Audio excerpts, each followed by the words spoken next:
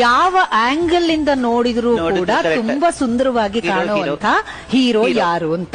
ಆ ಹೀರೋ ಚಂದ್ರನ ತಂಗಿ ಮಗ, ಇಂದ್ರನ ದತ್ತು ಮಗ, ಪ್ರೀತಿಗೆ ಸ್ವಂತ ಮಗ ನನ್ನ ಹುಡುಗ.